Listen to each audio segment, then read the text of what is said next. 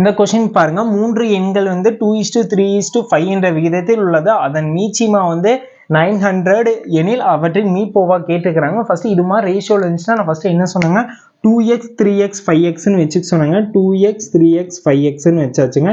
Next நம்ம கிட்ட என்ன கொடுத்துக்கிறாங்க, மீச்சிமா கொடுத்துக்கிறாங்களாங்க. மீச்சிமா ஃபைன் பண்ணலாம். இதுக்கு மீச்சிமா ஃபைன் பண்ணா என்னங்க வருது, எல்சிஎம் ஃபர்ஸ்ட் கண்டுபிடிங்க. 3 வர காமன் டேபிள் இருக்கா, கிடையாது. அப்படின்னா டைரக்டா மல்டிப்ளிகேஷன் பண்ணுங்க.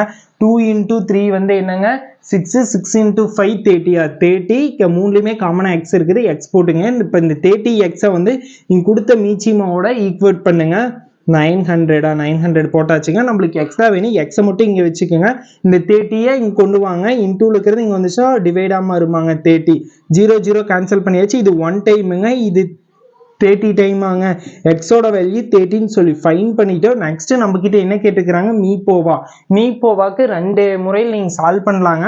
ஒரு முறை என்னன்னா, இந்த ஒவ்வொரு எண்ணையுமே எக்ஸால சப்ஸ்டியூட் பண்ணீங்கன்னா 2 into 30 என்னங்க 60. 60 அடுத்து 3 into 30 என்னங்க 3 into 30 90. 90 5 into 30 என்னங்க 150. இந்த 3 எண் கண்டுபிடிச்சு இதுக்கு HCF வேல்யூ கண்டுபிடிச்சாலும் கண்டுபிடிக்கலாங்க.